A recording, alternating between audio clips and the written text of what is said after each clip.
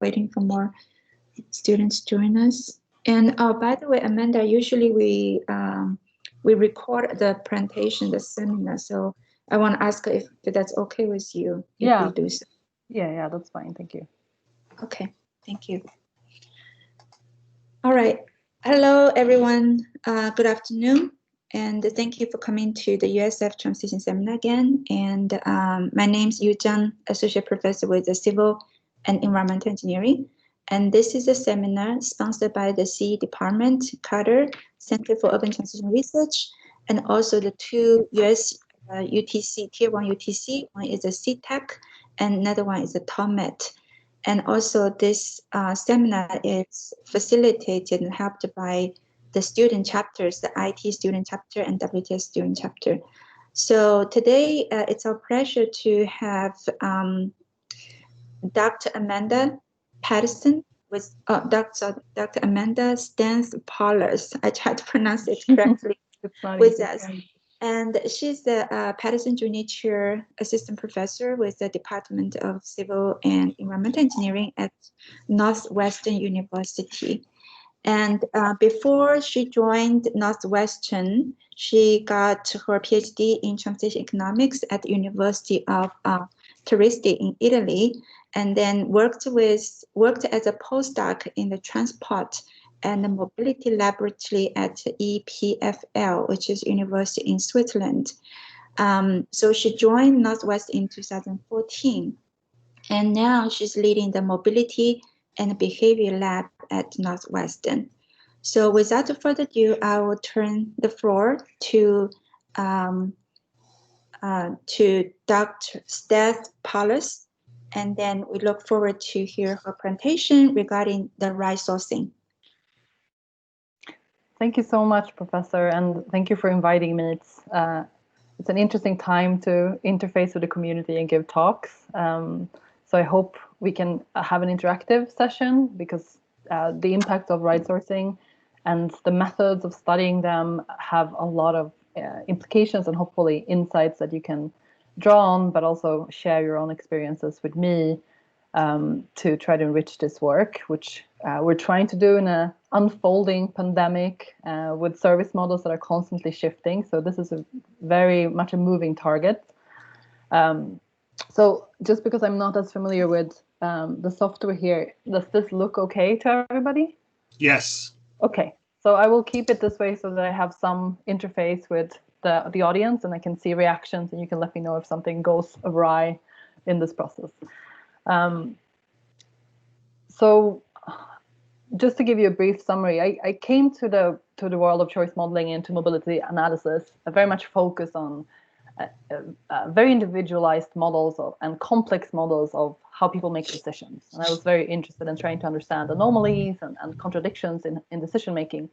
But in the last few years, I've increasingly noticed how the context in which individuals are embedded socially and spatially and economically are very profound in enabling smart technologies, new transformations, new mobility solutions to take hold, to fail, or to produce unintended impacts. So I've really shifted my focus towards looking at these broader effects. And my talk today will draw on large-scale data rather than microscopic survey data, and try to benefit and get the most value out of these newly released data streams of ride sourcing that we have for several cities in the US, but also by merging them with different alternative data streams to actually get more insight that is typically not included in these data sets about the people, about the locations, and about the circumstances and context where these decisions are being made. So we're trying to look more deeply at the effect on different communities and understand why ride sourcing doesn't seem to produce very even effects, and why sometimes in our community I feel like we've overlooked that. Let's see. Hopefully you can see slide number 2, outline of the talk. Right, so we are in a world of pandemic changes, so I will mention this very briefly at the end if we have time, but this data was collected before the pandemic and is modeled before the impacts of the pandemic. Without that, we have plenty of complications because ride sourcing is constantly shifting business model, and we have seen a shift towards more pooling or different service models, premier or shared, and we know very little about how they're used, what impact they have on society. So, so even without the swiftly changing societal context, even these models are very difficult to pin down and understand. If we use stated works that tend to trail a little bit with regard to the market. We'll look very briefly at the literature, and really I want to focus with you today on two empirical works of ride sourcing that are highlighting some aspects that we don't see a lot in the field. One will use a multi-level hierarchical model and look at resilience and how ride sourcing appears to provide added capacity, gap-filling mechanisms in some cases, and we'll discuss what those cases are. In a second case study, we'll look at spatial Durbin model, accounting for these spillovers and the community level effects, and specifically on social and economic disadvantage, and how that ties in with ride sourcing and where it becomes more popular, specifically where ride pooling or splitting is more popular. And we'll see some pretty strong trends, but also some interesting questions raised by that. So, so I think I covered most of this, right? We're trying to move towards some newer goals within these systems, namely resilience, redundancy, and equitability of ride sourcing, and how it functions, how it interacts with other options in the city, and how it produces new mobility solutions or adds capacity to an existing mobility system or not. And if we look at the literature, I feel like a lot of the early wave in the broad strokes was very positive and very hopeful about the potential of ride sourcing to address age-old transportation problem, or even just a benign added option or extra solution, extra capacity, gap filling, last mile, first mile solution. So if we look at the three main areas where we have typically spent our focus, which is user profiles and who is using the ride sourcing, it's we see pretty strong evidence of specific ridership profiles that seem to persist in time. So again, a little bit of question or concern or critique of whether these ride sourcing profiles are perhaps privileged groups that don't necessarily need that extra capacity. There has been quite a lot of work from declared studies about the relationship with the transportation systems. But the challenge here is these studies are asking a ride-hailing user to declare what they could have used instead, or what mode they had foregone when they used ride-hailing. So it's quite unreliable, and it does suggest that there is some competition and some trading with modes that are more sustainable, like walking and transit, but not very robust findings. And finally, maybe the most headline-worthy lines of analysis are about the overall impacts on traffic and vehicle miles traveled. And here, stated works doesn't have a whole lot to say. I think just the early implications are that people would perhaps delay or forego car ownership, and thereby there would be a positive effect of being able to delay vehicle ownership. But it's a fairly indirect finding that hasn't really been proven in practice. So the last few years, because of some cities being highly dedicated to combating the very stringent ride-hailing restrictions on shared data, and actually have created partnership or required data sharing as a function of them operating in cities like LA, Chicago, New York, we have seen more and more data streams come out where we can actually look at ridership patterns. And it seems that we can't in any way disconfirm the user privilege story, right? So there seems to be similar trends with density, young respondents, higher income respondents, etc., using ride sourcing more. But we do get some new insights about the relationship to other modes, and it's a very nuanced story here, because traditionally we have thought of ride sourcing as potentially cannibalizing transit or being problematic in competing with modes that are potentially more sustainable. And here we really don't know what the net effects are. It seems like they're city specific. GAFAR and Korea have found that when transit performs better, ride sourcing seems to also be higher demand. So they seem to compete. They seem to be driven by some underlying complementarity. Lavier and Bath for Austin finds that they do compete. So the ride sourcing demand is higher when transit seems to perform poorly. So it's a fairly combated stage. It seems to relate to city factors, to the level of competition, to how many operators are there, and it seems to be selective for transit versus buses. So a pretty complex story there.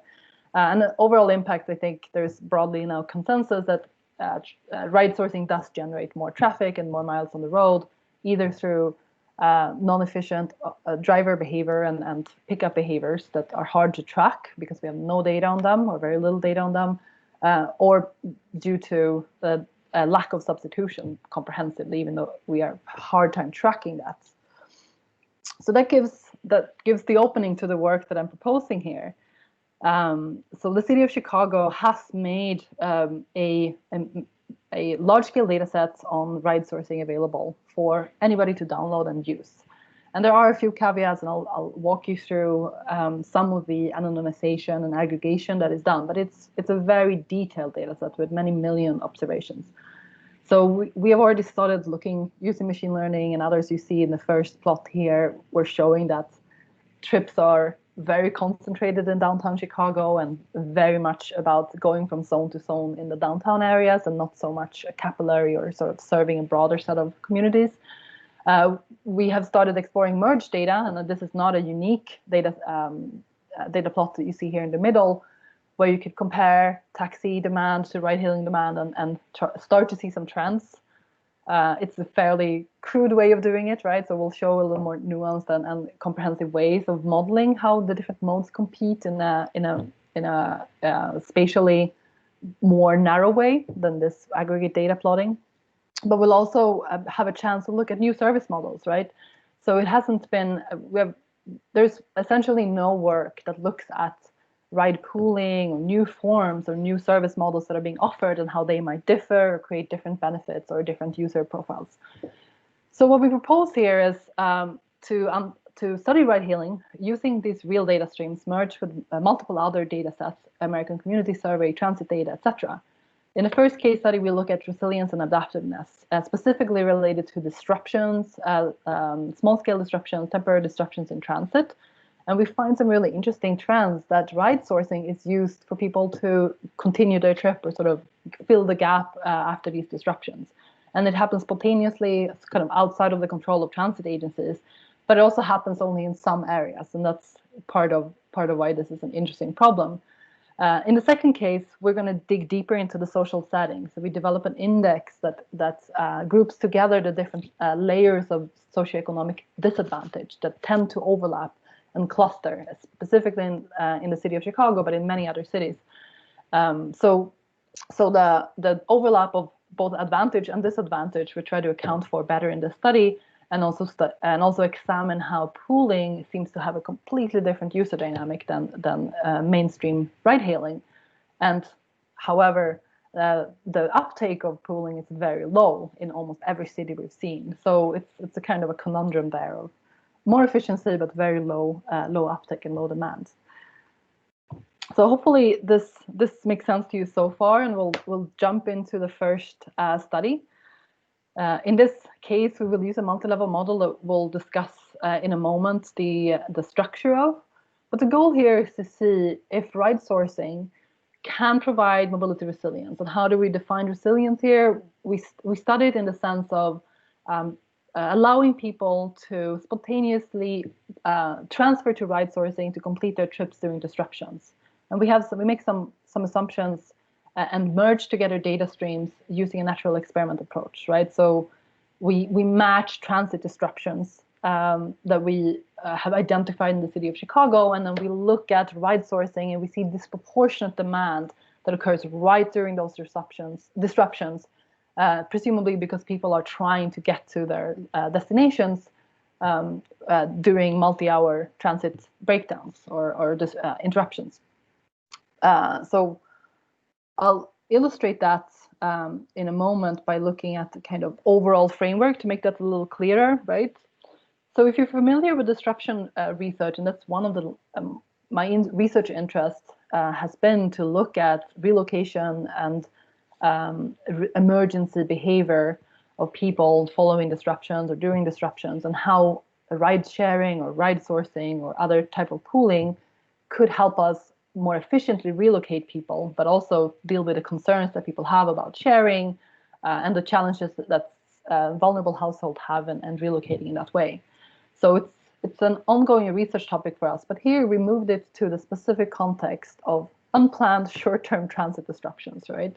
So there's a pretty big literature where we have studied long-term disruptions in transit. So think of a major expansions of a railway line or closures for maintenance work, and we have seen how transit riders adapt and kind of adjust their behavior during those natural experiments or those disruptions, and then typically come back for the most part to use transit, but there's some erosion, some loss of ridership typically that happens. We don't know as much about persistent, perhaps shorter-term disruptions that disable you from going to where you need to go on a specific day, but aren't part of a major infrastructure work or disruption over time. And particularly, we don't know anything about how ride sourcing could play a role here, and actually a very beneficial role in allowing people to fill the gap in that instantaneously fill a gap in the service.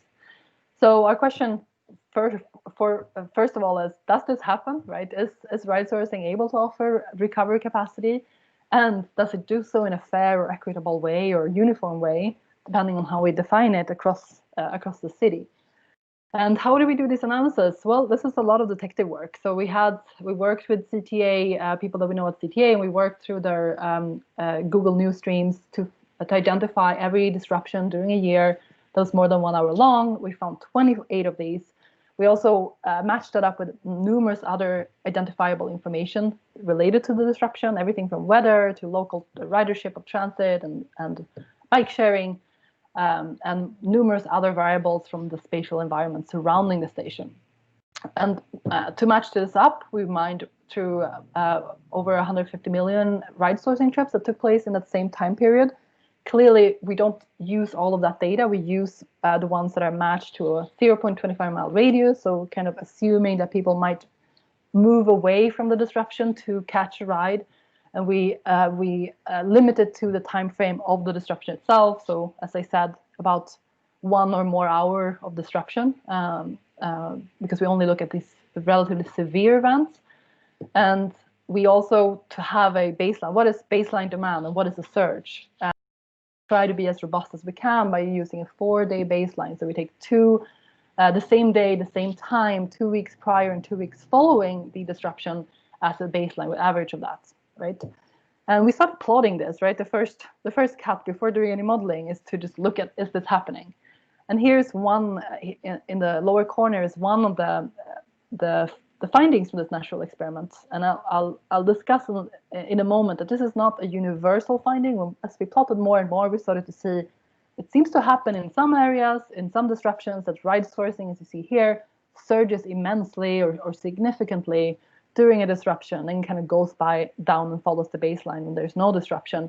For other neighborhoods or for different parts of the city, it doesn't seem to be the case at all, which led us to think this is really about community factors and about other outside alternatives, general ridership culture, and other dimensions that we need to study them, right? So what is behind this kind of select strategy where this substitution happens occasionally but not universally?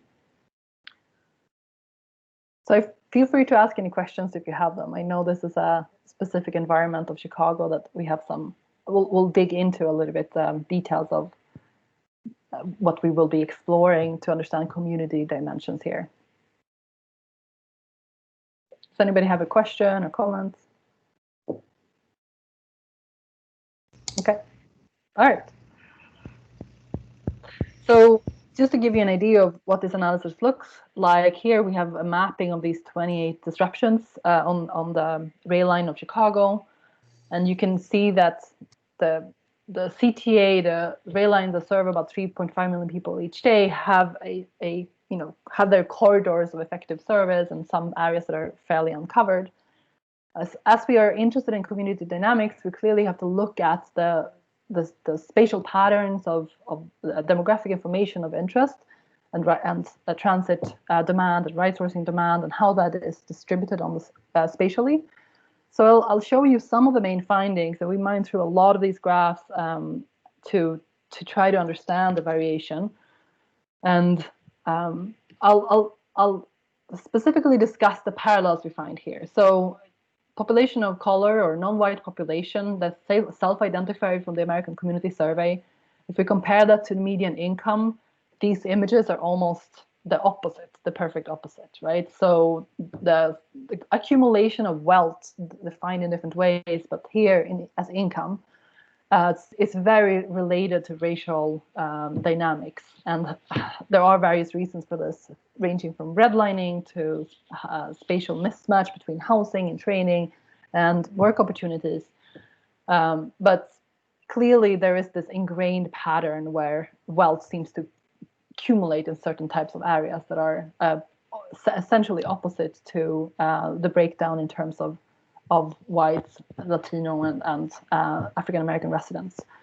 There's also quite a strong connection between transit commuting and population density, which makes a lot of sense, but also is part of a transit culture in the North Corridor, in the North Quadrant of the city. We have a lot of high demand for CTA and transit commuting, but also a lot of the population is focused there.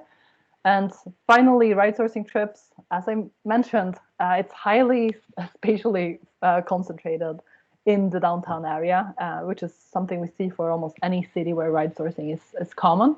It doesn't serve a broad range of communities, it serves wealthier communities. And it overlaps with active modes, biking, walking, which with some differences, a little bit more diffusion. Something you might notice across these graphs is the south side of Chicago is less served by transit lines, less served by bus services, and also has essentially no ride sourcing trips, and tends to be, the south and west side of Chicago have the historical patterns of being underserved in many ways and having, on average, lower incomes than central and north sides. Something will come back in our model. So as I mentioned, we use a multi-level model. So these models are fairly complex in that they expand a new set of equations for every effect that we consider to have variability or be random. So here, randomness has a similar interpretation as we're used to in discrete choice modeling or in regression modeling. But the uniqueness here is that we account for effect at the level at which they occur and at which we think it's more relevant. So compare this to lots of multi-level modeling that has been done for school performance or for student performance within schools, right? So students could have grades that are higher or lower, and they could be mapped onto their socio-demographic background. But there seems to be variation, perhaps because of an engaging teacher that's related to classrooms, and also other variation that's related to schools and how well resourced those schools are. So to account for the grade variation or grade performance appropriately, we need to account for the effect which is more appropriate, right? So it's the income of the students' parents. Is it about training of the teacher in the classroom, or is it about something that happens at the school level or even in the community, right? So here the equivalent is that we study station level impacts, which would be our first approximation, our first way of thinking about this is stations are disrupted, people are transitioning or transferring onto ride sourcing to some degree, and that is due to the ridership at the station, right? The time of day, the weekday, weather, bus stations locally, etc. So you see all these station level factors that we control for that relates to the space and time, to the broader context, and to the disruption itself, if it's medical, if it lasts for a long time, etc. So this would be probably our first stab at regression modeling. But clearly we were very inspired in this work by accounting for community area factors. And really it seemed like the disruptions we observed really are related to the different parts of the city and really are tied to socio-demographic patterns. So to properly account for that, we need to aggregate community level socio-demographics. Here you see percentage-wise, zero vehicle households, percentage transit commuters. So these are all the factors we controlled for, but aggregated to the community area effects. So this is the level 2 of the model that could have both random intercepts and random slopes, right? So there could be variations in the overall effect, the main effect of ride sourcing, or there could be variation in the slope. So meaning how much average income of residents, or how much the this disruption lasting a long time versus a short time, or happening on a weekday versus a weekend. And then more historically, Chicago has often been studied in the sense of south side, north side, central, and west. So we included that as level of analysis. And again, we then aggregated the data to that level to see if the variation was due to more broad range effects. So hopefully that makes sense. And basically what you see here is a little bit like, sorry. May I ask a question? Yeah. So in your level 2 model, there's one variable says disruption source. What is that? So this is just controlling for the event being in the station that the traveler is actually in, as opposed to some of the other stations that were affected. So presumably you are more likely to take action if it happens in the station you're in, or more quick at sort of coming up with a secondary strategy. So for some reason, there was this strong difference between whether the effect happens in the station itself, or whether it's an adjacent station that you're impacted downstream because the disruption, somebody on the tracks, or the disruption causes a broader range of stations to be affected. So that's binary. Is that a binary? That's a dummy, yeah. And so to look a little bit more at the practical insight from the model, level 1 meaning our presumed simple regression model impact, or the citywide, the universal effect, or what we call the fixed effect, meaning the ones that seem to have an impact no matter where the disruption happens, right? So that's the way we think of fixed effect in these models. Seem to be only 2 out of all of the things we tried, and it's really only dependent on weekend, weekday, so whether it's a non-holiday and whether it's a peak hour disruption. And I'll talk you through what the actual impact is. It's quite significant. But we did run through, as I said, all of these community area models, and it was quite hard to find any effects, partly because we only have 28 observations. Remember, we have 28 disruptions. So even if the data set is extremely large, the number of events we're studying is very, very small, and the number of combinations that we cover is fairly limited, right? And plus, the variables are highly overlapping, as we just saw in the maps. So it's fairly difficult to use this model to find any broad scale of effects. So it's probably an interesting instrument to use for cases where you have more control and more coverage of all the different combinations of events. But we did find that percentage white, or the opposite of people of color in the ACS survey, and commuting, but only in the same station at which the event happened, as you remarked on, did have a significant impact as factors that are measured at the community level, not specifically at the station, so broader spatial effects. And we also found a peculiar finding I'll discuss on the community area level about shuttle buses being deployed actually leading to the wrong signed effect, leading to more flight towards ride sourcing, probably because it signals severity, it signals that something is really wrong. So we didn't find a whole lot of the effects we thought we would, but I will show you a little bit what the model actually implies in terms of interpretation. So before we get there, the visual comparison is quite striking, right? To look at Lakeview, a very wealthy area in the north side of Chicago, with well served by CTA Transit, has this seeming surge in ride sourcing that's exactly coinciding with the disruption in gray, whereas in other areas we find no evidence and even a decrease or a non-significant change, right? So here is our stab at actually studying that systematically. So are you able to see the color boxes as well here? Mm-hmm. Okay, yes. Perfect. Thank you. Because I have a multi-layer effect here. So this is just showing the more advanced model, and still has a pretty limited number of coefficients, as I discussed. We couldn't find evidence for a lot of the effects we were looking for.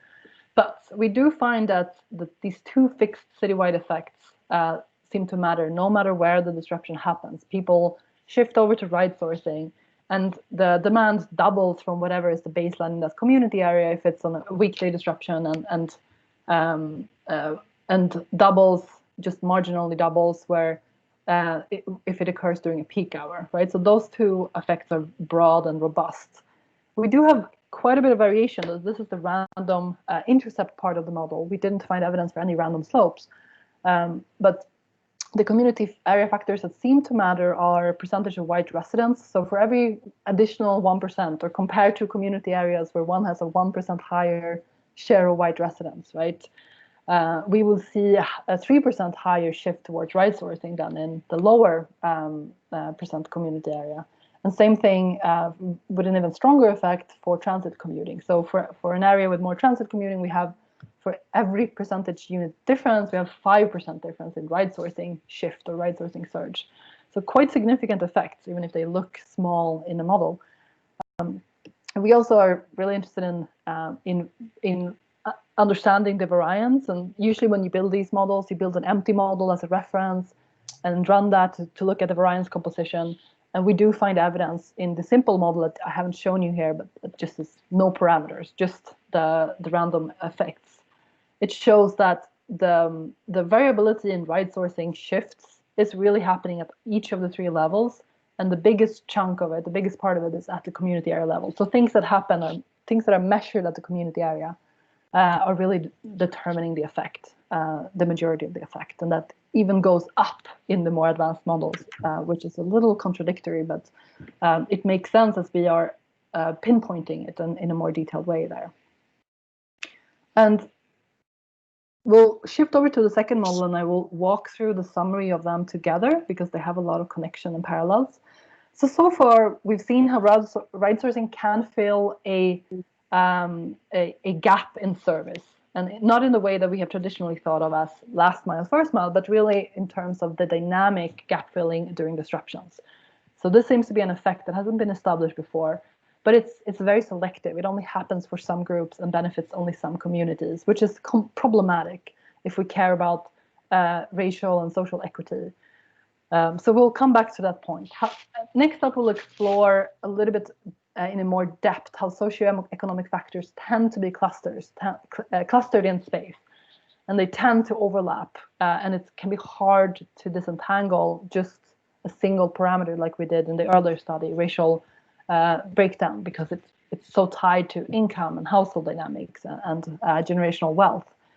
We'll also examine ride pooling specifically, separately from overall ride sourcing. It's a small share of demand, but it has a lot of potential to be more sustainable because it matches people and can fill a vehicle with more riders.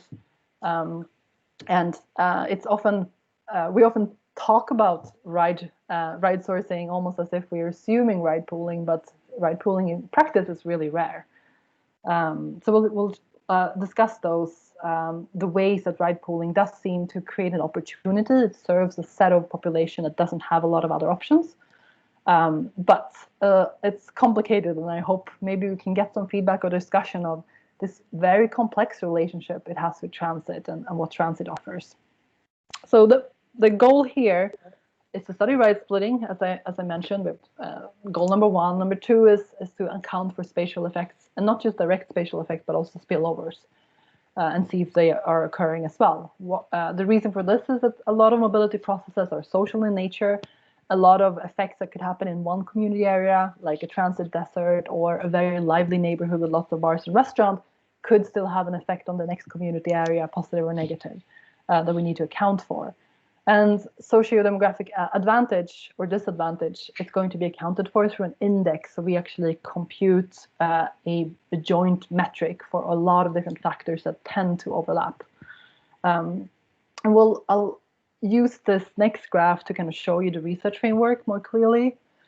So we know very little about ride splitting and ride pooling. We know that most markets, it can be somewhere in the range between 2% to up to 30% of rides, typically around 15% in most urban systems. So it's a fairly small portion of travel, and we don't know very much overall about ride sourcing and how it links to social and economic demographic circumstances of riders. We know about individual profiles, right, from earlier survey work, but we don't know how it ties in with neighborhood dynamics in a more rich way, and what's available in the neighborhoods and what other competing options there are. So this research mines through almost similar amount of data. So here we use the full year from 2018, 2019, so ending just before the pandemic, essentially.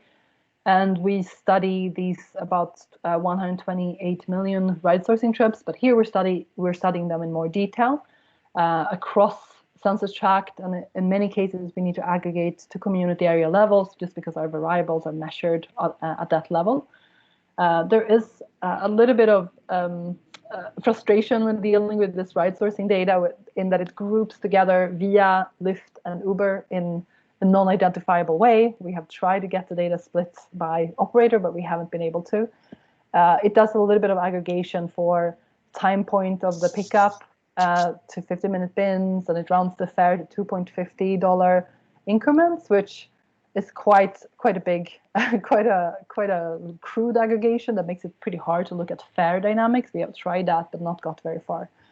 So in terms of ride pooling, 26% of riders ask for a pooled ride, but only a small portion, just over half or 2/3 actually get a shared ride. So overall, about 17% of the data is pooled. It has more than one rider. We have mined through CTA station location data and computed transit access time. So this is similar to what Korea did in New York, studying ride sourcing competing with taxis.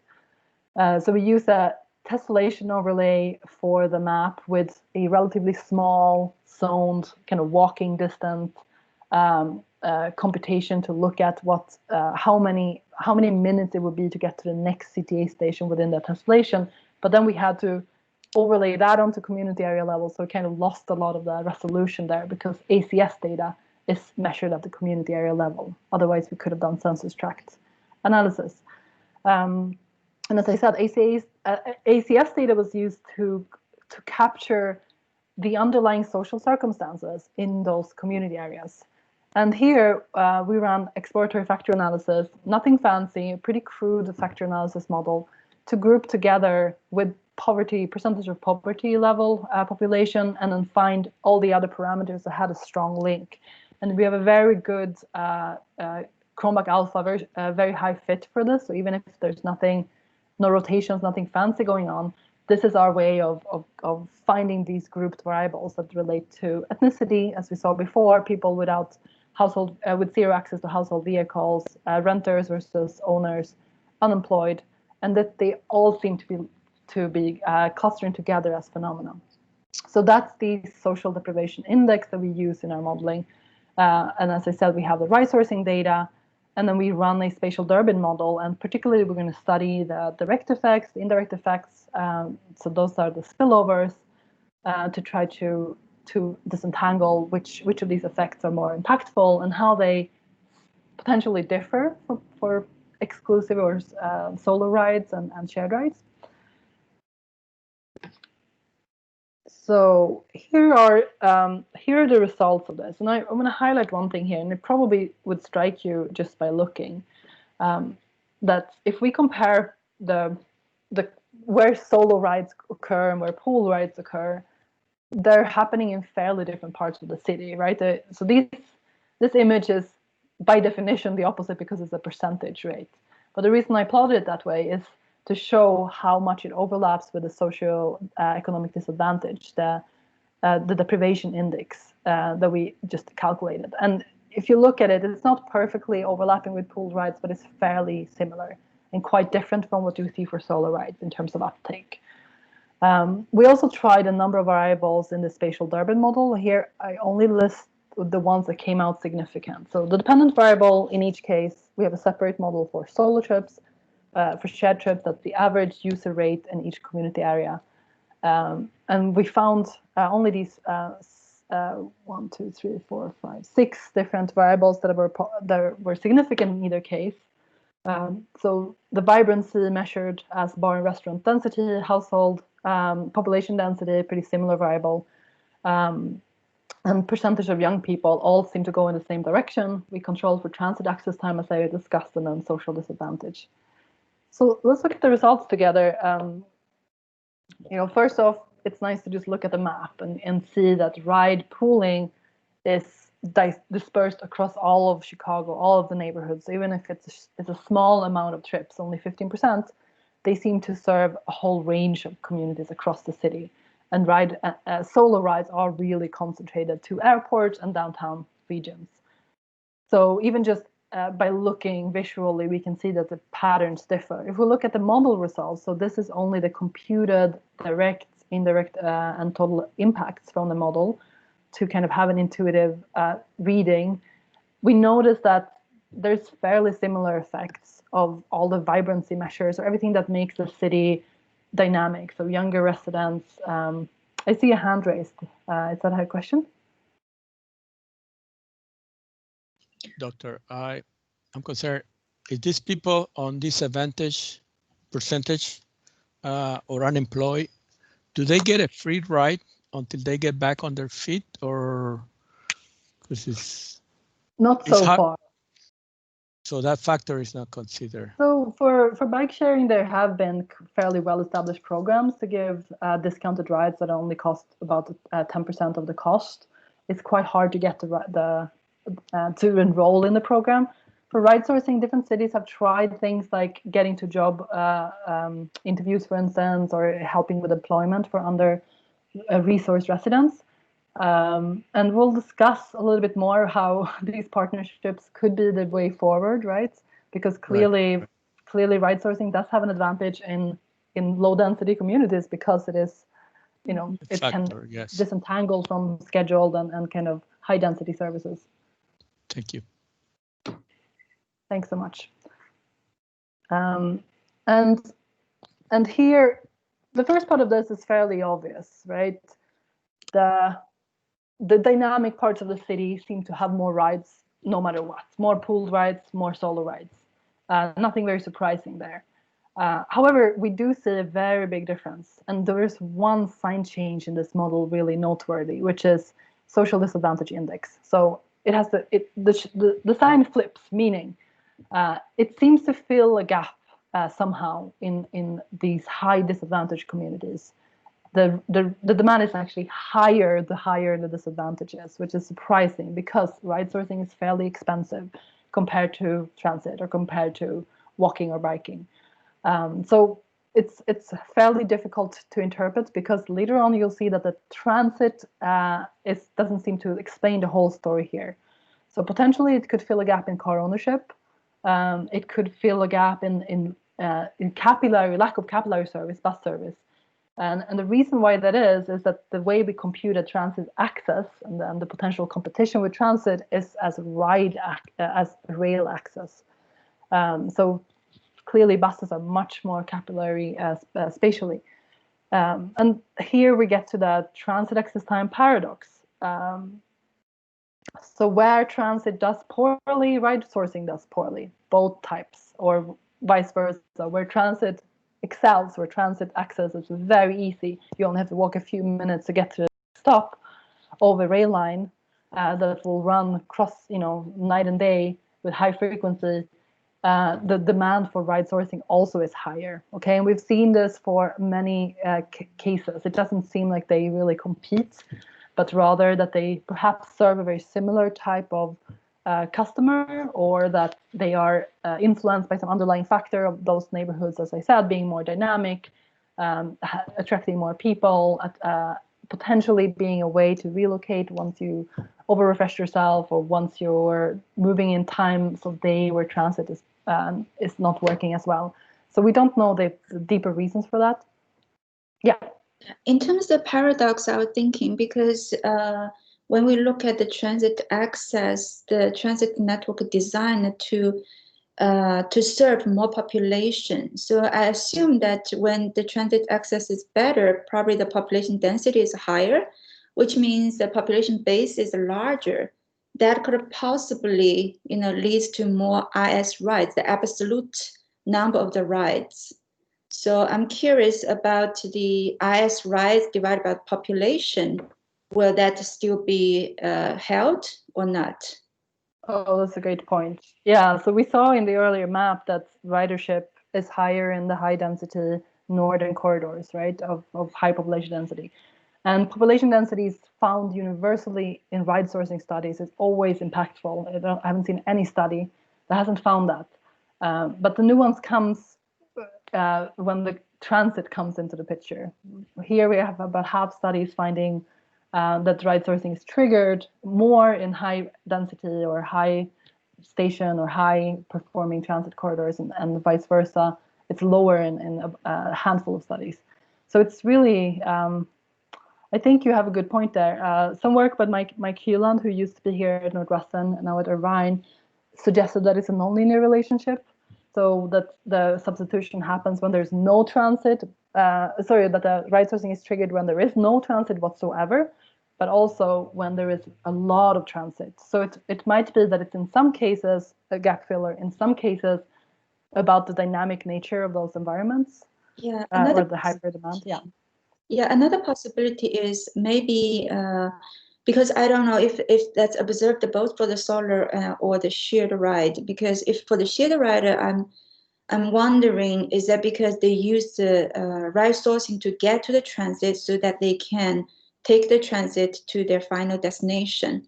You know, in that way they could save the time, but still at a low cost to get to where they want to go. Yeah. I don't know if there's data could find out if there's the chain between the ride source rides and the transit trips. Yeah, you've really pointed to an Achilles heel, I think, of how we match this data. We know very little about trip chaining or joint strategies.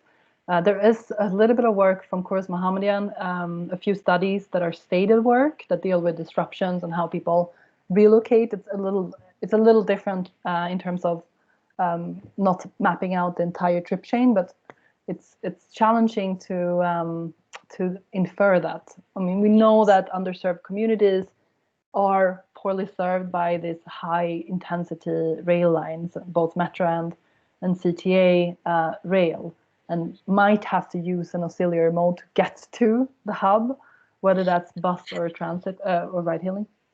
Have you done a survey to ask the people, like under that circumstances, you know, when they switch to the IS, what maybe the question could be, you know, do they take the IS to go directly to the destination, or they take the IS to the transit? And then, so those things may not, you know, the data is very hard when you fuse all different types of data, trying to find out the trip chains. But sometimes maybe from the survey could understand, give some sense about what they do.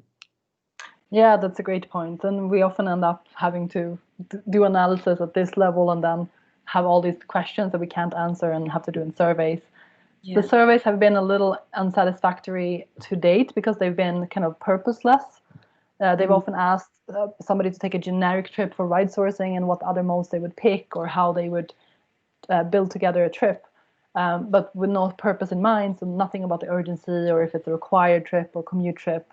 Overall, ride sourcing is not done much for commuting because it's expensive, but it could be used as a gap filler to get to your work, and that's, I think, understudied and poorly understood for now. So I think there's a lot of practical details there that we don't know. So I'll get to my summaries and have some last reflections on some joint findings, some distinctions between the studies and implications, which link back to some of the things we talked about. So in the first disruption analysis, we did find evidence for this adaptive capacity, but a disparity in where and to whom or to what type of residences was happening. And then the question is, if this is happening disproportionately or potentially unfairly, why is it that some of these disruptions don't seem to trigger a change? They are happening during, the time of day when most people are going to be on the roads to get to an important appointment or to their work. So are these trips being suppressed, and why? What does it mean that they don't seem to? It doesn't seem to trigger any increased use of either bike sharing or ride sourcing that we can track. And are there any policies? And we discussed this in a recent in this work to make sure that under-resourced communities can benefit. And there is really an equity dimension there of trying to address the lack of access to ride sourcing as a capacity filler, everything from the digital divide to the financial aspect to how mismatched you are with your workplace in terms of distance. So there's a lot of nuance there on if we want to address this, what do we actually do? And on the spatial modeling side, we did find a kind of interesting promise of ride pooling being potentially a way to overcome some of the concerns of ride sourcing, that it's unsustainable, that it creates more miles on the road. But it seems like those dynamics of ride pooling are not that well understood. And the only really clear difference from solo rides is the social deprivation.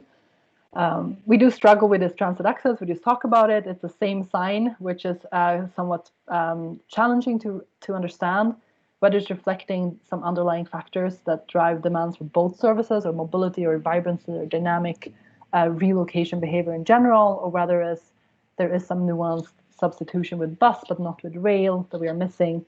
So it's challenging to disentangle those effects, but it does suggest that we can define policies to promote ride pooling, and then try to deal with the challenge of matching people, because another paradox here is the demand is higher in areas where demand is generally low. So how do we match, how do you pull together rides in areas that are so sparse in terms of demand? It's kind of an optimization problem that's implied here that's quite challenging too. So some joint trends are that trade sourcing does offer opportunities, even though they're fairly narrow, and they contend with a systematic pattern of privileging certain groups, or being selective in offering some opportunities for resilience, for relocation, or for gap filling, or adaptiveness. Jointly, we also looked at different ways in which we can use data from various sources, either as a natural experiment where we kind of match two data sources that nobody has looked at jointly before, or more traditionally by using socio-demographic, spatial land use data and incorporating that with this operational database to try to understand something deeper than just plotting or looking at the ride sourcing dynamics alone. We do highlight both promise and disparities broadly by the simple fact that we add a new option, and an option that's highly adaptive, where people can convert from being passengers to being drivers, and has a lot of promise, and being very reactive and very able to help people in different circumstances. So I just want to spend 1 minute talking about some behavioral works that we are doing. It's not exactly what we discussed now, but we are running. We have been running during the summer in the midst of COVID crisis in multiple states that were at that time high risk and lower risk, on how relocation works during the pandemic age. So the circumstances of having to relocate because of a disruption, a more major disruptions like fires or flooding, and how people negotiate and think about coping with accepting sharing in those circumstances. So how do people deal with these overlapping emergencies where sharing clearly will offer more capacity for relocation and a lot of opportunity for a cost-effective, sustainable way to relocate people, especially carless households and vulnerable households. But it does offer an added risk during COVID of contagion and of the social, violating social distancing. So we've done some sharing model and kind of found a ranking of what people care about in that setting. We've been exploring people's motives. They kind of wrote a description of why they would or why they would not use sharing. And this is just a simple word cloud, but we're trying to advance more interesting modeling, looking at the topics and sentiments there.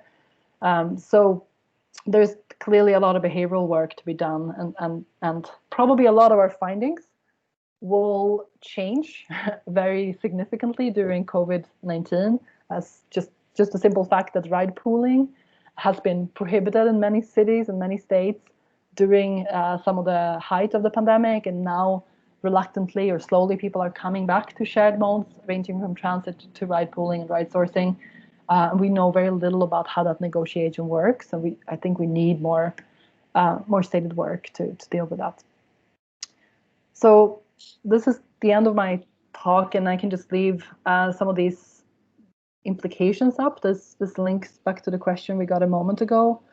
How do we address this, and how do we create or make sure that ride sourcing does serve communities or diverse communities in a way that's more thoughtful, that they're not just a rogue operator coming into cities and trying to maximize rides, but that there is a more thoughtful planning involved from the agencies so that they can ensure that benefits are more distributed.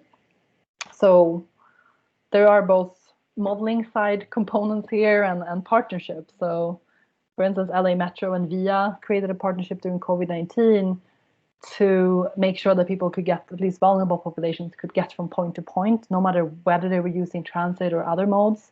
So kind of removing a little bit of that barrier. There's a clear separation between agencies and thinking more about people getting to where they need to go. That seems to be missing because it's a very contentious environment between transit and ride hailing.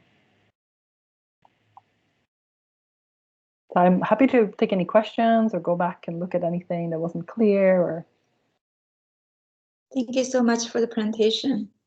I think the mobility equity certainly is a big issue, and I think it's get more significant during the COVID-19 pandemic.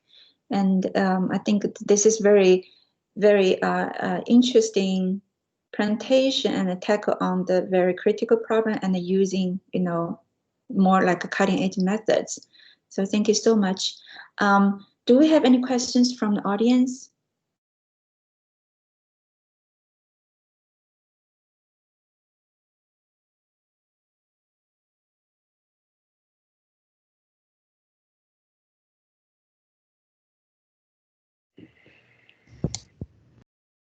So I'm curious, Amanda. So I think Jorge also mentioned and asked about the collaboration between the transit agencies and also the TNCs.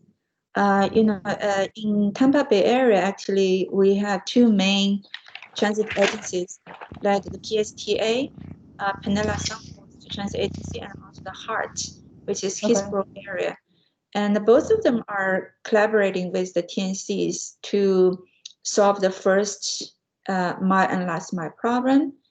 And also, I know probably in other cities, they have some like a discount programs for the TNC for the bike sharing and scooter sharing. And so for Chicago, you mentioned the partnership during the COVID-19, and you also mentioned about for the bike sharing, there's a discount program. But other than that, before the pandemic, is there cooperation between the transit agencies and those sharing mobility companies? Yeah, that's a great question. Generally, there has been a laissez-faire approach in Chicago up until the recent election of our new mayor has been a little more critical, where ride sourcing companies have just been allowed to operate. They've been seen as, an added option. People who will use it can use it. It was not regulated very heavily, and there was no real restrictions on where they could operate. Other modes have had much higher demands on equity. The scooter trial has had to happen in lower income communities. Bike sharing has had all these added programs to promote it in different communities and make it more affordable. So it seemed like it has been an unfair playing field. And with our current mayor, Mayor Lightfoot, one of the first things she did was to put a really high tax on private rides with ride sourcing in areas of high density where she was trying to dissuade their use. We looked at the data and we couldn't find any impact. So it was kind of like a $1 tax. Mm-hmm. And it didn't seem to really do anything to those that are already using it. They didn't seem to mind to pay that extra dollar. So in terms of partnerships, we are working with Joe Schofer, who is a policy expert who has a lot of experience working with CTA and policy planning problems.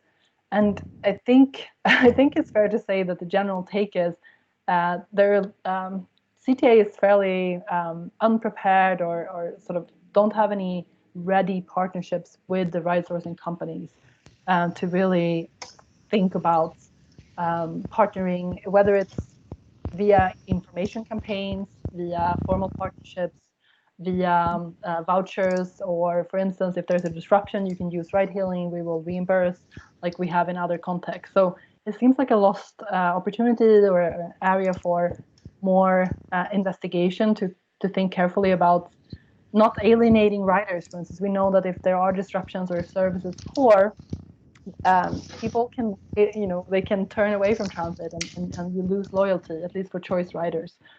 And if ride-hailing is part of the equation to fill some gaps or ease the pain of disruptions, that could be a positive for loyalty and for the perceptions of transit. So I think, our conclusion is that there is a lot of opportunity there, but it's not forced through regulation, and it doesn't seem to be engaged voluntarily by CTA, although there are discussions.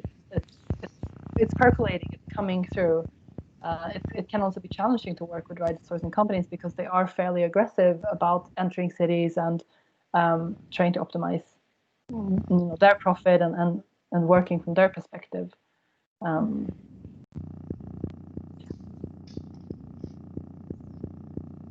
I think I have asked lots of questions during the presentation after, so I was wondering if there anything from other audience. Hi, I had a few questions for not a few, just one. Okay. So you mentioned here on this slide, better model like indices. So what indices do you see are currently mostly used to look at this social equity issues, and what are some of the disadvantages of them, or what would you like to see more in an indice or some indices?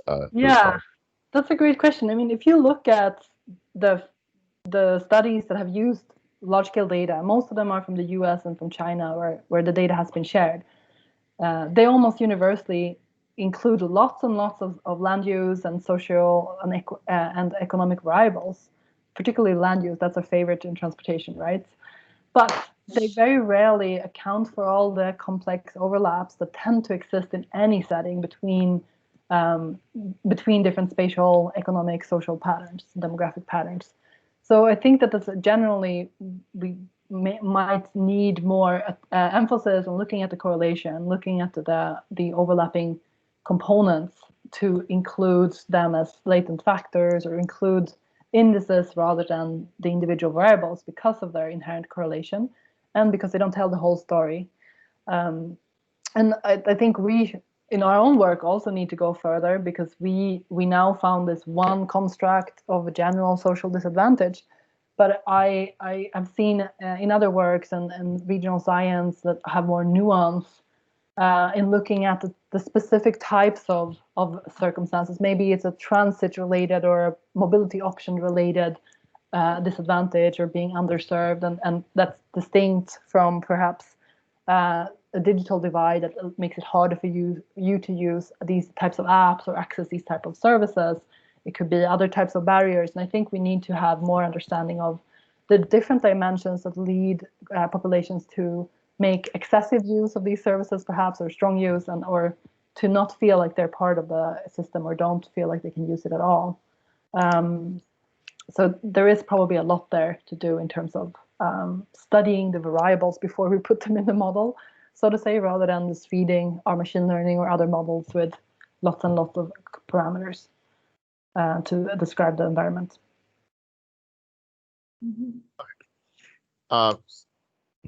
Right. So yeah, because I don't know. I guess I've always I also somewhat still have an issue with how often we just kind of put these variables in without thinking about how they interact with each other, or like even for disadvantaged communities, like there's interactions between income and race, or gender and race, and we just kind of keep them separate, and that intersectionality is kind of an issue in the field, I think. Thanks. Yeah, that's really important. And in some of our works, we have really emphasized intersectionality, and we can find that there is a completely different effect when you are more than one thing, when you are a Black female, or that we cannot overlook those types of connections. And a simple way to do it is interactions, but maybe there are more nuanced ways of accounting for intersectionality and overlapping multiple identities that create advantages and disadvantages that we haven't thought of, or more nonlinear ways in which that happens. Mm-hmm.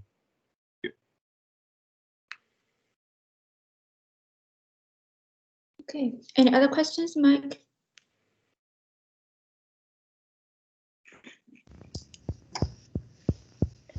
Hey, Dr. Stathopoulos. Thank you for the presentation. I got one question. You said the about 130 million data points in your data, and what tool did you use to estimate the parameters in your linear regression model with such a large data set, and how long does it take to estimate the parameters? I think I might have missed the first part of your question. So, like, I heard you asking about how long it takes. So, kind of the I'm wondering what tool did you use to estimate the parameters in your? Okay. Yeah. So the first model, the multilevel model, is estimated in Stata. It can be run in R or other open source software as well. Because here our life was a little easier because we studied only 28 disruptions and everything was aggregated to those. So we only estimated the surges in demand around those 28 events. So we didn't have any challenge of a massive amount of computation. Okay. And I would say otherwise we'd probably use R for this type of modeling. The spatial Durbin was run in R. It again didn't have a whole lot of that problem that you mentioned because it was a community area analysis.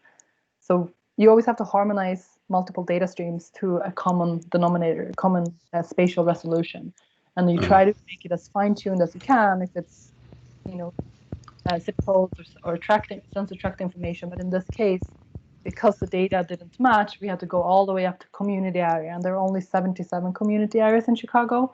So it wasn't a very heavy duty model. So it was about how much ride sourcing do we have over the year in these communities. So none of these models were heavily taxing in terms of computational power. They were taxing in terms of specifying at the right level and thinking through the effects. Not so computationally challenging.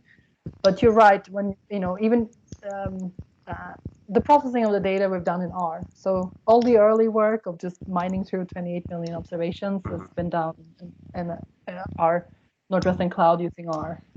So that is effectively heavy duty work, just the processing of the data. Were there any other large cities with such open data sets for ride source?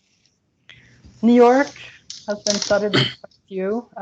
A lot of work I've seen comes out of China. There are multiple cities where you have seen analysis applied. And Los Angeles has pretty good data sharing agreements, and Brown and others have looked at ride sourcing demand across. Chandrabat has looked at at Austin as well, and they have a private operator there, so it's kind of interesting. They have a community operator versus the more commercial. That's competition does matter for pricing and for where you pick up rides. It seems like a lot of these agencies specialize spatially, either because drivers learn different routes or because they have to compete to get rides. So there's clearly some interesting comparative work. I could imagine it just because it's so contextual what we do, and we really try to link it to an understanding of the city and their historical community dynamics. It becomes more difficult to do comparative work in that sense. But those are the ones that I've seen more studies come out from.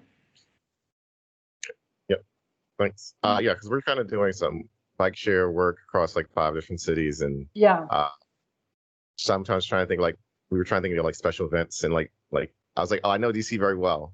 So, but the other cities, I try to get the students to try to think about like special events more, but really we're not very comfortable. We don't know those cities that well, so it's become a little more challenging. Yeah. No, I agree. And interpreting your findings at the end is probably more challenging because you don't have the intuition that you might have for the city that you're familiar with. Mm-hmm.